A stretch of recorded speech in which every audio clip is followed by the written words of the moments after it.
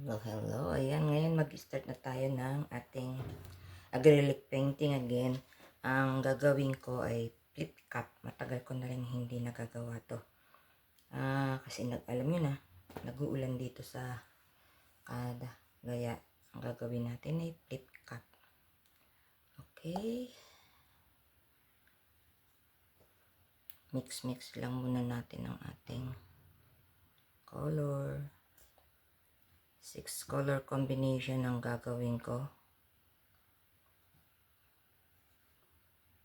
Ayan.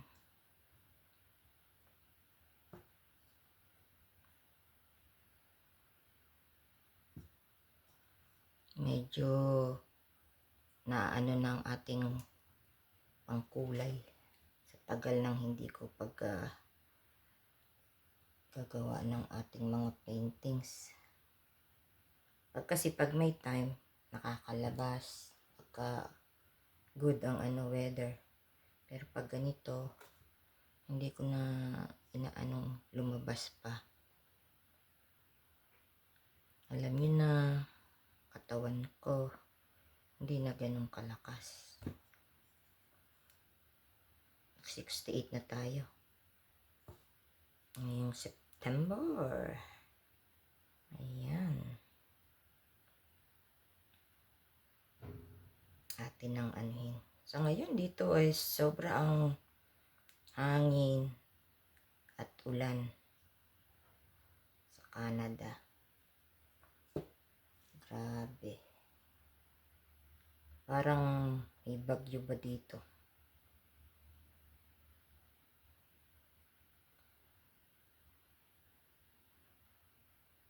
Ayan.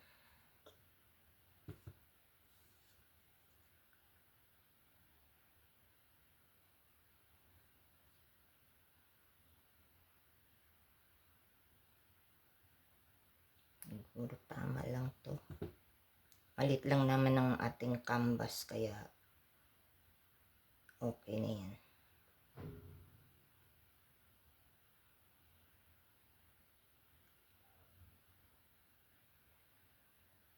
Mahangin din dito Kumbaga sa atin bagyo na to.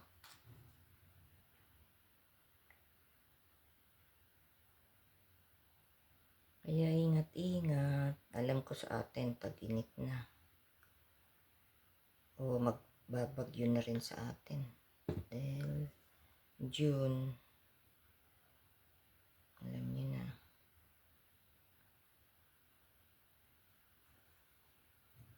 Ayan, yung mga leftover. Medyo ilagay natin. Wala nang tutulo.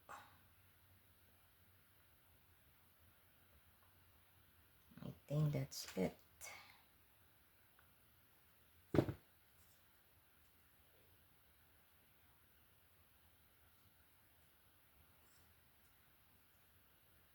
Sayang kasi.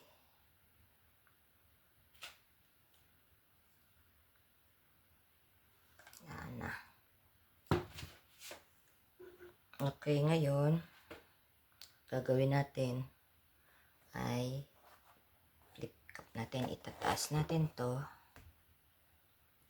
Siyempre, ilalagay natin sa gitna yan. Hopefully, nasa gitna. 1, 2, 3. Oh. Ayan. Hayaan muna natin mga few seconds para bumaba ang ating kulay. Okay. Flip cup.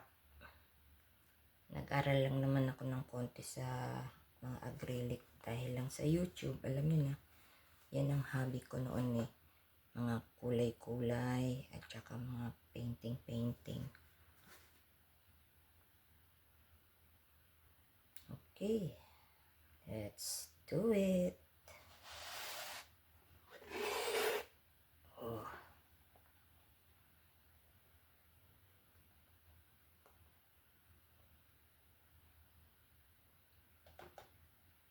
Ayan. Gusto ng loob niya.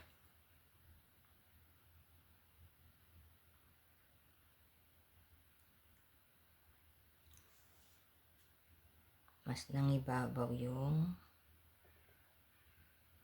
kulay green niya.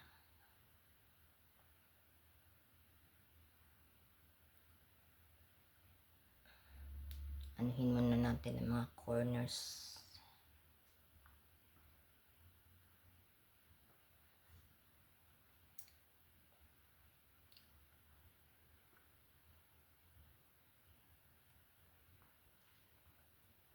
Takban muna natin ang mga corners.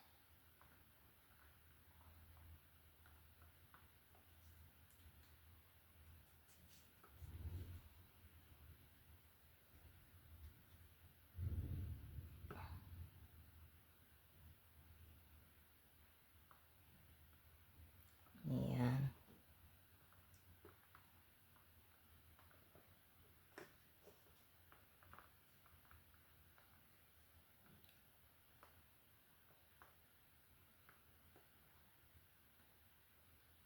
May twist din to. Lalagyan natin ng ano to, silicone.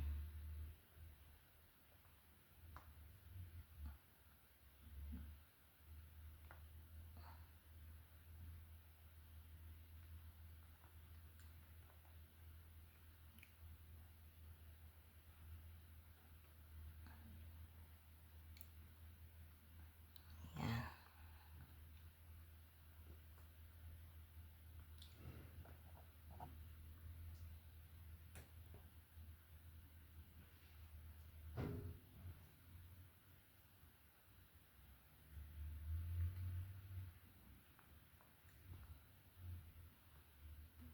Yung iba ko kasing kulay naaano na siya. Nadadry na. Dahil hindi ko nagagamit for a long time.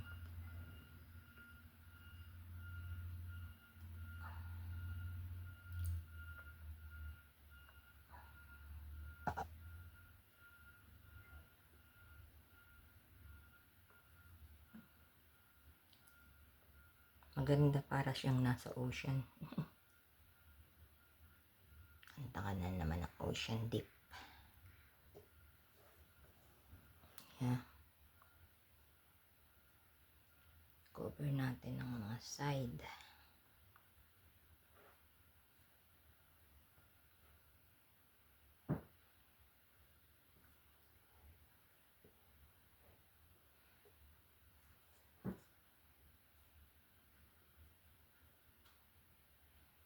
The floor.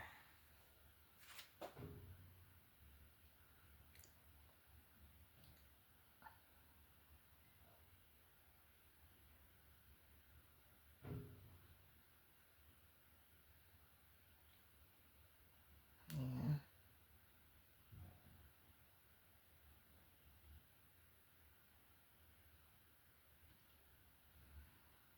Okay.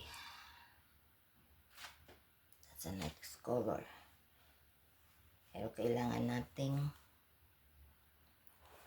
alisan ng bubbles. At sometimes may mga buong ano yan, pintura.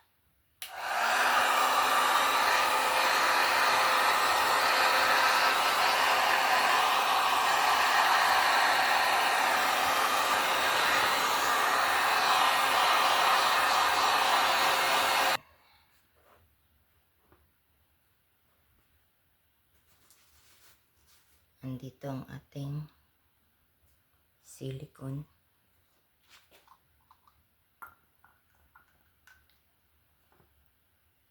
Ayan na lang natin linisin.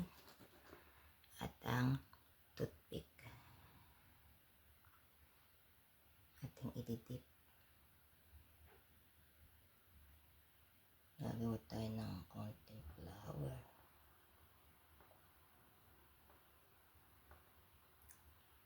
Ayan.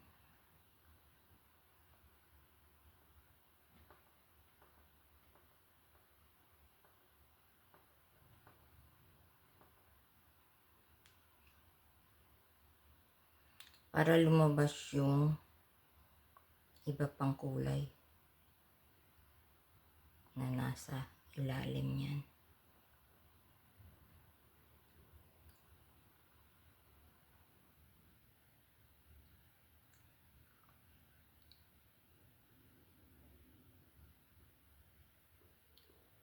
Palabasin natin.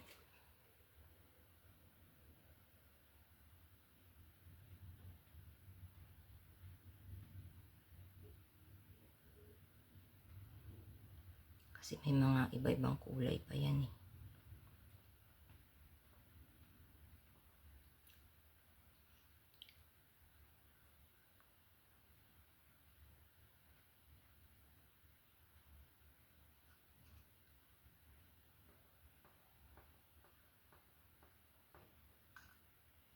Ayan.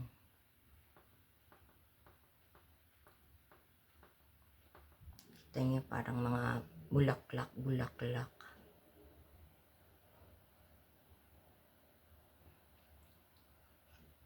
Pag natuyo to, papakita ko sa inyo.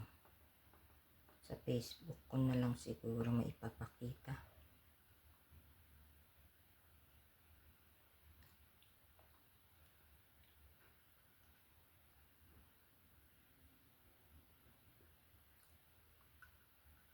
Ayan yung iba o, nagpo-form na siya. Lumalabas na yung ibang kulay. Kung napapansin nyo. Habang nagtutusok-tusok tayo.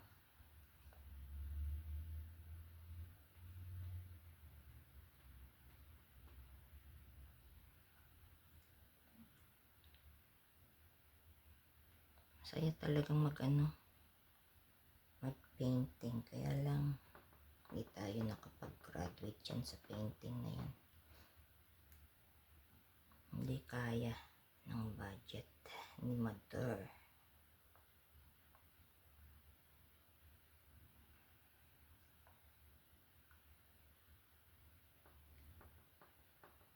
Ayan.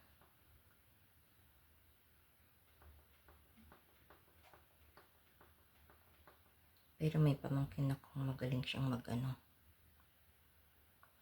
faces. Magaling siyang mag-drawing. Pero hindi yun ang niya eh. Hindi niya pinursu. Sayang, gusto ko pa naman yun.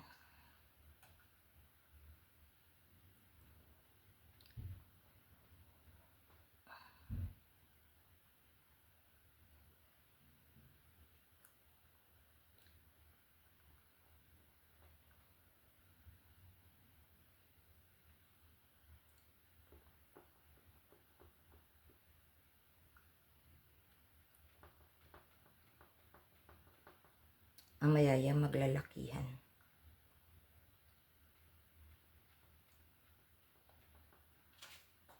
Okay, I think that's it. At para may space yung iba na lumaki dyan.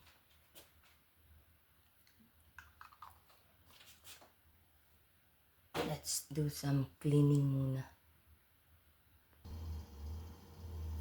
Ayan, kung nakikita nyo, ano na siya oh, nagpo-produce na siya.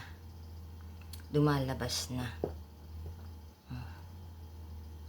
Lumalabas na yung kanyang mga flower thingy. Yung kulay niya, lumalabas na yung mga nasa ilalim. Pag na-dry pa to, is more lalaki pa at makikita natin ang talagang niya. Finishing touch natin. Yan, makikita natin yan. Linisin lang muna natin, okay? Ayan na. Ayan na ang ating finished product. Finished painting natin. At ano pa to, pag nag-dry to mas gaganda pa, mas lalaki pa. Okay? So, thanks for watching. Please like, share, and subscribe. Love you guys. Always be safe and love. Thank you.